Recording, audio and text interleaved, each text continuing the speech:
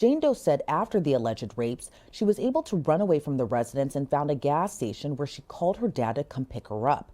But her father told NBC that he didn't remember that and that it would have been a 5-hour drive to pick her up. He also told NBC he didn't even know this alleged attack happened until he was approached by reporters.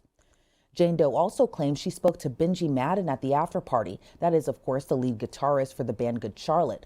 But his representatives told NBC that he wasn't even in the area at the time. Good Charlotte was actually on tour. So Jay-Z's team specifically pointed out contradictions regarding the timeline and location of the alleged events in a letter to the judge, calling Jane Doe's allegations a sham.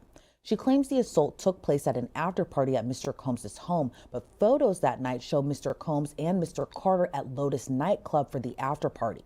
When pressed, the plaintiff admitted she was guessing about key details, including the time it took to reach the venue. She admits she has no single corroborating witness over the last 24 years.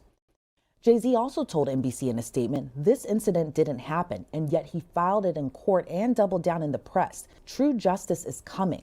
We fight from victory, not for victory. This was over before it began. This 1-800 lawyer doesn't realize it yet, but soon.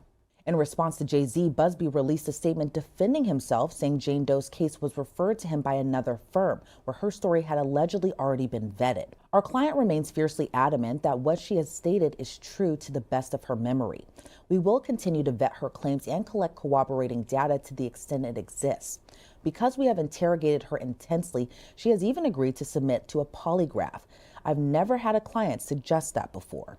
But the judge issued a fierce ruling against the defense and even chastised Jay-Z's attorney. In her ruling, she determined that Jane Doe can remain anonymous in her weighing of several key factors, including 1, whether the litigation involves matters that are highly sensitive and of a personal nature. 2, identification possesses a risk of retaliatory physical or mental harm to the party seeking to proceed anonymously, or even more critically, to innocent non-parties. Under number 4, whether the plaintiff is particularly vulnerable to the possible harms of disclosure, particularly in light of her age.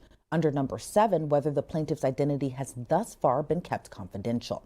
While the judge acknowledged that keeping Jane Doe's identity anonymous could create challenges for the defendants in terms of gathering evidence, she ruled that the factors in favor of anonymity outweighed those against it, at least for now.